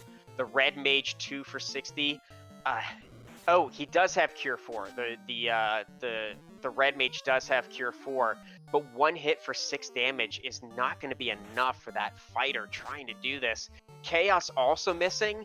Fighter 1 for 6 damage. Red mage 2 for 2 damage. Throwing another swing, 2 for 71. The red mage hitting low, throwing out 1 for 67. Again, this is going to be a battle of attrition. That's a big hit, 4 for 200 something. Cure 4 comes out, but that fighter is in real trouble. 2 for 232. Chaos taking out the fighter, wasting another Cure 4. Chaos pounding that red mage. I'm sure Cheese is hoping. Oh, he's throwing out a fight, and there goes Cheese's party. This is Rob Raven's chance coming up against Kraken 2. Rob Raven is gonna do this one dive. Cheese has decided this is not good. I need to go do something. Rob Raven throwing out the Fog 2 against Kraken 2. And that black belt putting out 200 damage with 4 hits. Rob coming up against Tia 2, hitting some worms on the way. But Rob is going to get his chance, and we'll see what Cheese decides to do to turn around, and it looks like it's a Thief Lock. That's his choice. Cheese deciding if he had lock on that thief, this might be different. And look at the difference here with the 2 temper casts coming out from the black mages and the Invis 2, throwing out nukes. Ooh, a nuke and a lock. I like that choice. Deciding to hold on to that white mage with a Cure 4. And Cheese got that lock. He's diving back down. Cure 4 goes out on the white mage. 4 hits for 186 coming out of the white mage, coming out of the black belt. Still got plenty of temper casts. Throwing out a Fog 2 from the white mage, which is an interesting choice, bumping up that damage absorb over using up some of those Invis 2s. There's a nuke coming out from Tia. Decent rolls, but Rob Raven's party able to take it. Cure 4, a very, very smart move, trying to make sure that white mage stays up. And there goes Tia 2. Rob Raven in a very good place. I think he has at least 8 of those temper casts less. Doesn't have any fast. But you know what? We're going to see what happens. robdraven coming up against Chaos, Cheese doing his dive with lock on that thief, and we'll see if Rob can take this home. Yeah, that plus 40 vitality coming in really big for these black mages. Yeah, one of these black mages can easily take a punch from this Chaos. Easily. Temper goes out. There's the zap, taking out both of the black mages. So that temper bonus is now gone, and it's really black belt versus Chaos. Is he going to be able to do the damage? 3 hits for 96. White mage throwing out those invis 2s, 4 for 23. White mage getting tons of damage against it. That's our second evade cast. Deciding to go with a cure 4 on the white mage, buffing them up. Black belt putting out 2 for 154. Only 108 damage coming out from Chaos. There's a 251. So we're going to get our third Invis 2 cast out. We're at half evade, and Chaos is not very accurate with his punches. We'll see if that makes a difference. Completely missing the white mage. 1 hit for 68 damage might be a little bit of chip, but at least he's surviving. A-Rub coming out. Smart move by robdraven. Going to prevent any of those 1-hit kills for anyone that's unribboned. Not going to help you against not going to help you against that zap. And the wall probably would have been a better idea. But we're going to do what we can. Invis 1 coming out. That's stack number 4 on that black belt. That's going to be a difference maker. 4 hits for 87. We're going to just put Invis on that black belt. We're going to hope for the best. We're going to cure 4 up that white mage and make sure she stays alive. 3 hits for 254 is exactly what robdraven needs to see. We get, it looks like, another invis coming up, but this time for the white mage to make sure that healing stays up and you're able to get out those defenses. Another invis coming out on that white mage. You got 5 hits for 267. Lit 3 coming out, only doing chip damage versus these two that probably have ribbons. There's our last evade invis cast going on that black belt, making sure it stays up. And robdraven looking like he's in great shape to take the rest of this fight. Fog 2, anything that goes through is now going to do substantially less damage, unless it's a crit, which is pretty much the only thing that you're going to get through. But hey, we'll cross our fingers and hope for the best. Another Fog 2 coming out. Cheese is desperately trying to catch up. We've got another hit coming over with the black belt. 4 hits for 4 damage is not enough. Lit 2. We've got our white mage coming out, trying to figure out what to cast, throwing out that last Fog 2. 3 hits for 3 damage coming from the black belt. Ice 2. Not what you want to see, and we're just praying we don't see the end of this spell pool holding something evil. I like the heal pot strats. It's going to do anywhere up to 30 damage, 3 hits for 75. Ice 2, something that's okay to see. There's the Bane, which with ribbons and walls and the A-Rub, you should be okay. Deciding to try to figure out what to do with these last couple spells here. Deciding to punch with a white mage. 5 hits for 233 coming out of the black belt. White mage misses. Chaos misses. We're going to just start punching each other. Missing from Chaos. 3 hits for 8 damage from the black belt. White mage doing its try. The black belt doing 3 hits for 203. Chaos missing again. This is exactly what robdraven needs to see. And we have 5 hits for 267. We're at zap, which means we are at the beginning of this spell list. That means that Chaos does not have anything super evil on his spell list, which is exactly what Rob needs. 3 hits for 118. This is definitely going in Rob's favor. 3 hits for 8 damage. Lit 3 coming out. Doing some more punching coming in from the... And that's it! robdraven taking down Chaos in 1 hour, 35 minutes. 40-some seconds. Let's throw those GGs out in chat to Rob D. Raven, taking the victory over Cheezinator in Peed Pod. Yeah, that was a tough seed that they both did really well on, and Rob just pulling it out at the end. That was a really well done Chaos fight. Those single invises, a lot of people don't even buy them, especially invis 2 already, but they came in clutch at the end there.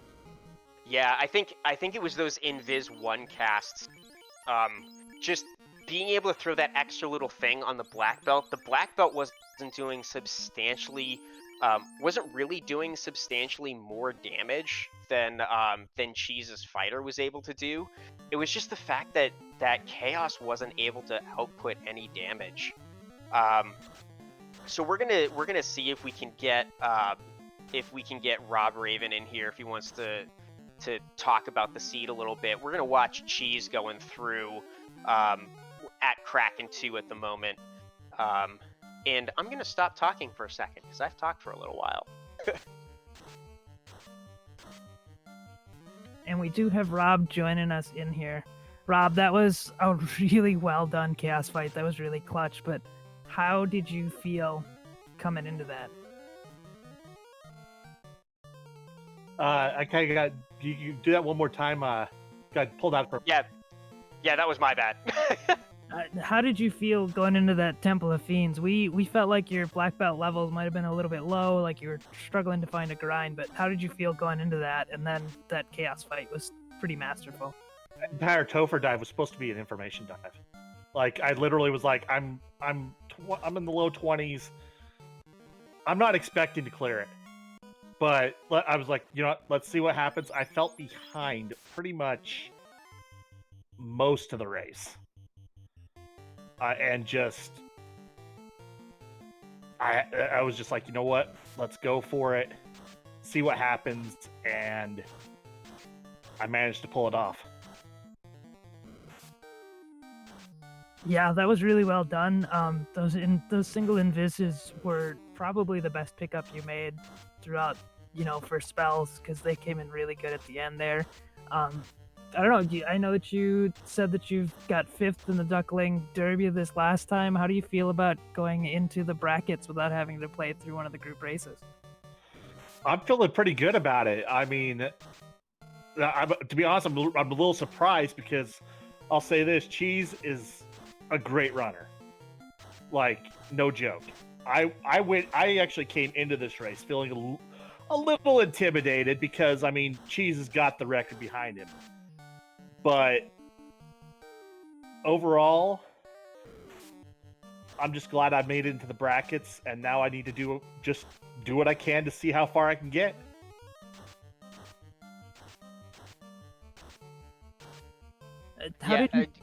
Nope, go ahead. Oh no, I would feel free to ask your questions. Just, I mean, how did you feel throughout? What do you remember much about that ice cave, and just were you cursing Danny when you got through the ice cave for the 4th time? Oh, I was cursing Danny like before the seed started. If you like, my original naming I had put in there was "Help, Danny rolled this."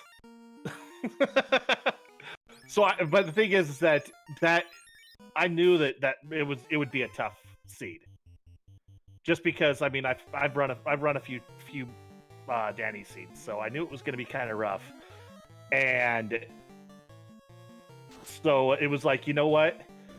And the best part is I mean I love these rough seeds because it kind of helps me get better at knowing kind of when to go and trying to help me keep from completely tilting. Might tilt a little bit, but not completely tilting, right? Yeah, like it's getting more of it's more like just normally when I get super tilted, I'm just done. And so these kind of seeds help me to kind of get a little tilted, then I can kind of sit back, take a little breather, and then just continue rather than just giving up.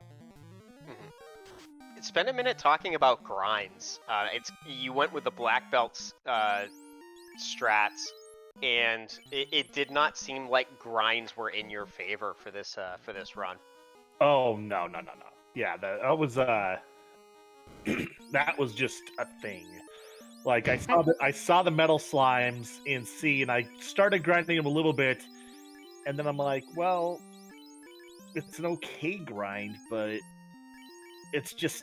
they're just doing too much damage for what it is. And I was like, I can't solo grind it, and that was why I dipped out of C immediately, like after a few, when I had just the white mage and the black belt left. I was like, no warp, no exit, no nothing. Get out of here. You're gonna lose it otherwise. Yeah, I do want to take a minute and turn our attention back to Cheezinator, who is coming up against his 3rd chaos fight. doing the decision to wall up to protect against that zap. So all 3 Light Warriors still standing. We got the Invis 2 coming out, Tempers coming out, again focusing on that fighter. Invis 2 is going to help prevent Chaos from dealing substantial damage. 1 hit for 14 coming out of that fighter, and Cheese deciding to go with Invis 2 from the Red Mage as well as the White Mage to try to make sure that Chaos does as little physical damage as possible. Throwing out the Cure 4 on the Red Mage and a lock from the Red Mage, trying to make sure he can get that hit count up a little bit more. Rub coming out from Chaos isn't really going to do much. Deciding to do the Cure on the White Mage, tempering up the fighter, trying to get a little more damage out. 4 hits, doing a little over 100. Cure 4 up on the White Mage, this is looking good. Tempering up that fighter. Run out of Invis 2 cast, but we still got some tempers. 5 hits for 127.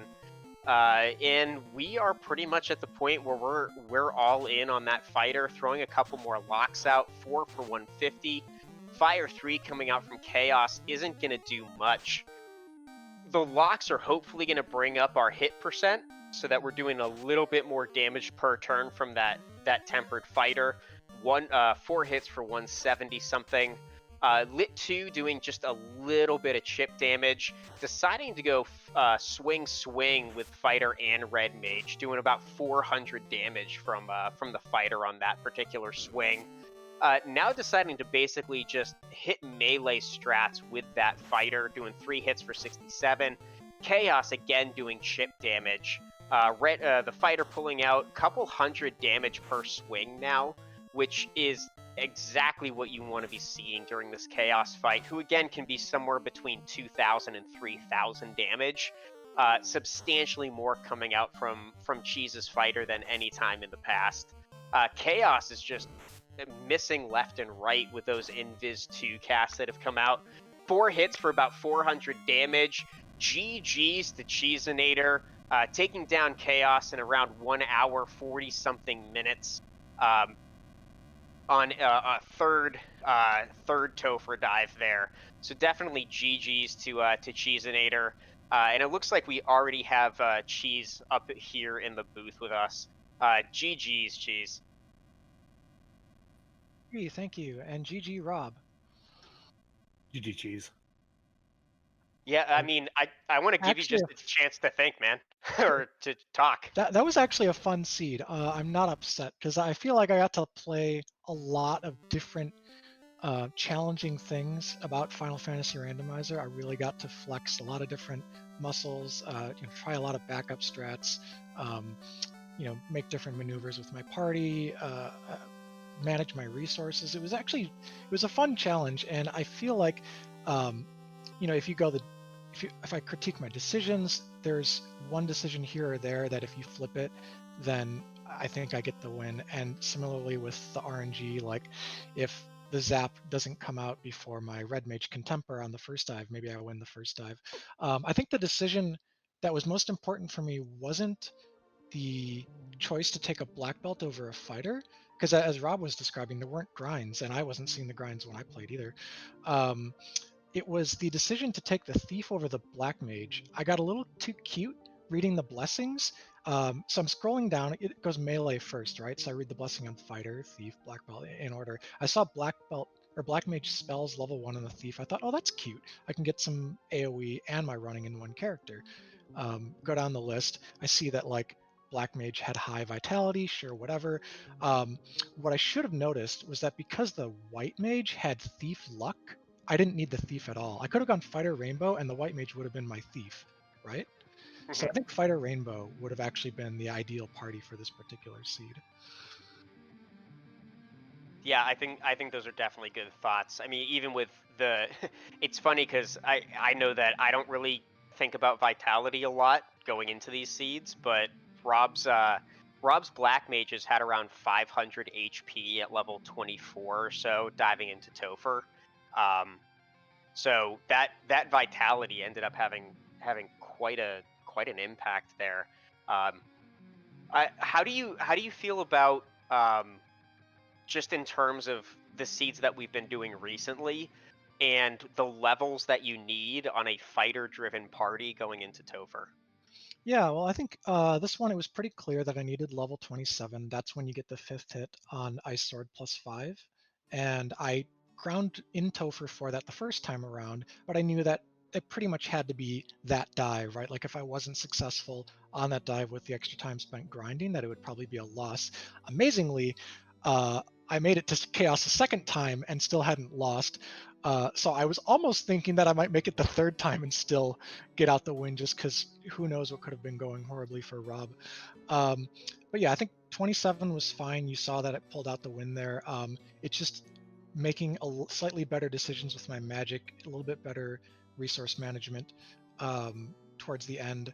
The first time I got caught off guard by that zap, and then the second time I didn't adjust by going to pick up the lock on my red mage before rediving. So then the third try, of course, I made that adjustment and I was able to get through. So I really think this is instructive. I hope that people who are just in this tournament for the first time, just playing, new to Final Fantasy Randomizer, see this and learn how you can adapt to a seed.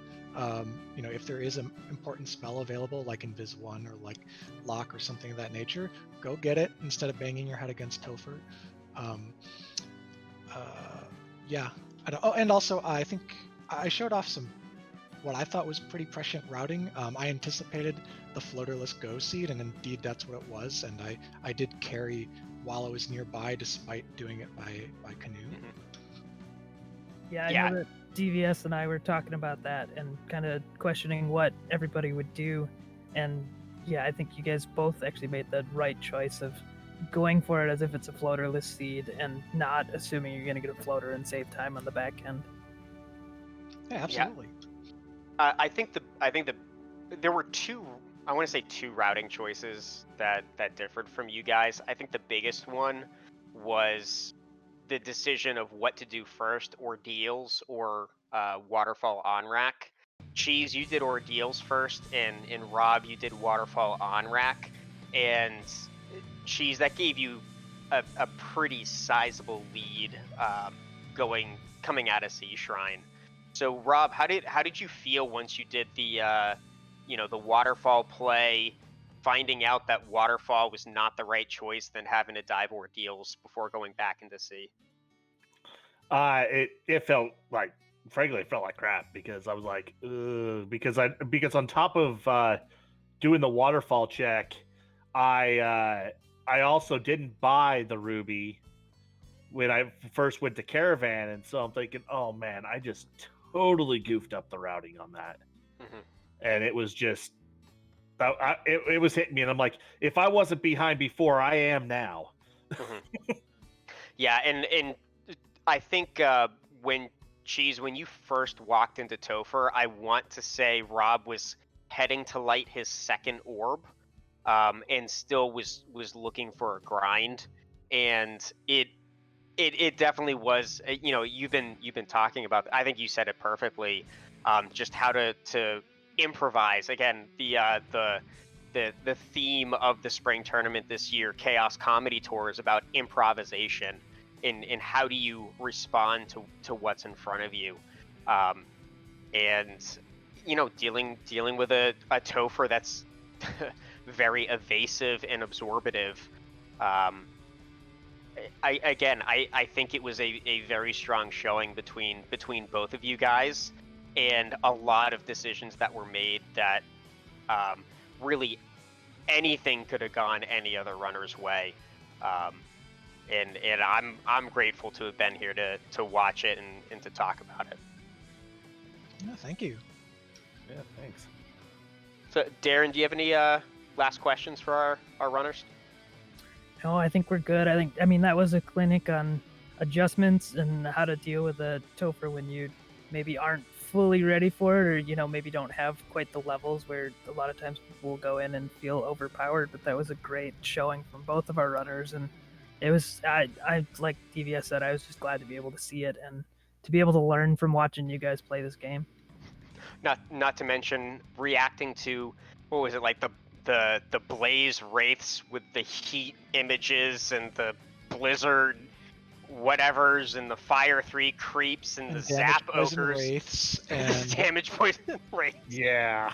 the sorcerers had a nasty script too. Like there Yeah, was no sorcerers level had damage poison, I believe. Yeah, and I died in the overworld one time just trying to Dan my thief. I died like right outside of Elfland, and I didn't save because I didn't want to heal the thief. I just wanted him to die, and then I got like locked into this ogre creep fight, and they were both just blasting me with scripts.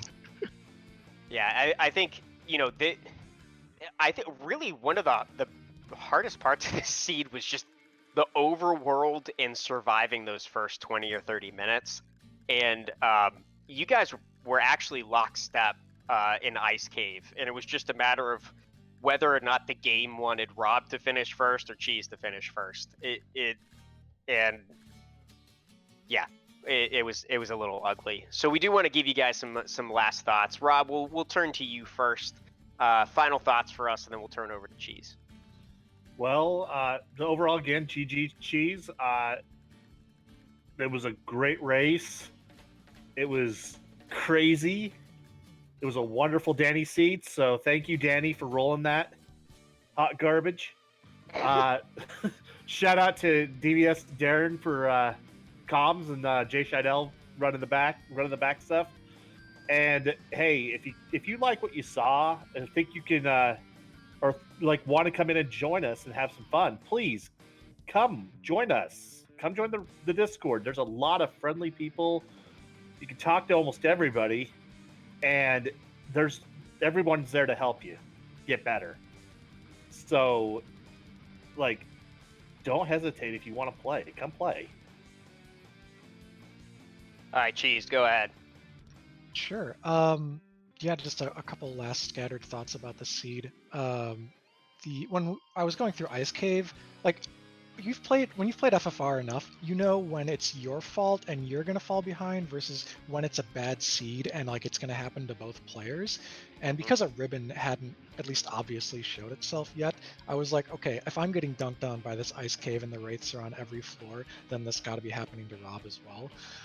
So I didn't feel behind from that. I actually was pretty confident about the route and the point at which I hit go mode and all that. And really, when it came to the decision to whether to dive, you saw me trying to look for like a last minute grind just to kind of lock in those levels I was talking about. And that was where I wasn't sure I had enough. Like the seed was rocky enough that I thought I don't have a lead substantial enough to do a bad grind to play with before going into Topher. I think if I had maybe just sucked it up or been a little bit more confident with where I was up to that point, and I got say 26, 27 before diving, saved that, I might be looking at something different because I would not have expected to have like a 2.5 dive lead over anyone, regardless of skill level. But yeah, so interesting one. I'm going to watch it back, try to learn. There's still stuff for me to learn as well. I encourage all players to continue feeling like there is more to know about this game and about the flags that you play. Because I still have one match left, and I've got to be in tip-top shape. It'll be a week from today, I believe. I'm facing Guardian Marcus. So looking forward to that. GG again, Rob, and thank you to the broadcast crew and RPG Limit Break. Yeah, I'd say the one final thought I had in relation to what you just said is this spring tournament. If you're doing fighter-driven seeds, it seems like the upper 20s is what you need to shoot for in comparison to some of the last year's STs where you could do some low 20 dives. I think people are starting to keep track on black belt versus fighter wins, and it definitely has a different feel. So I've noticed that it seems like a lot of guys have to wrap their brain around just kind of have to wrap their brain around how do you approach Topher in this flag set versus previous flag sets. I don't want to extend the broadcast too much, but because this is a super interesting subject. Yeah, go for it.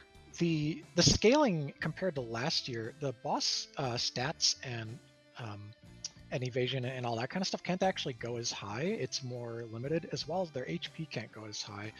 The only big difference is that the HP cannot roll low, right? It's the 100 Right. minimum clamp. And so I know that that means that you're not going to get through it with like nuke or whatever, but I don't think 100 to 150 HP precludes fighter, or even precludes like a mid-20s fighter if you have a good enough weapon. I think as soon as you start to lose pieces of sort of the Exodia combo, like if you don't have fighter, Maza, defense, sword, ribbon, etc., as you lose pieces of that, you need to tack on a few levels. And so today was kind of a high 20s sort of seed, but just yesterday I did it with like 24, 25, right?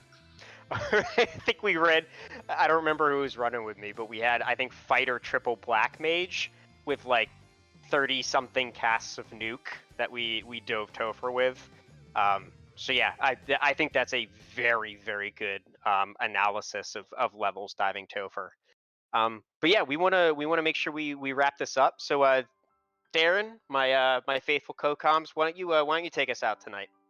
Yeah, and as Rob said, if you want to check out this game, up in the chat, there's a link to the Randomizer site, and there's a link to the Discord as well. Jump in the Discord. There's a ton of people doing voice comms, talking about the game. There's a ton of chat going on with new players, experienced players, all across the board right now, especially with spring tournament. It's going to be really busy for the next couple weeks, and the next Duck Derby is coming up in May, so now's a great time to get in, start learning the game. There'll be after the spring tournament is done, there will be a Duck boot camp to get new players up and running and really learn the ins and outs of the game and get you to a competitive level. As we said, Rob was in the last Duck Derby, and now he's coming out and able to go toe-to-toe with Cheese, who was top 4 in the last spring tournament. So just a great guy. I mean, all of us love this game, so we'd love to see more people coming in and being excited about it. So yeah, we'd love to see you out there.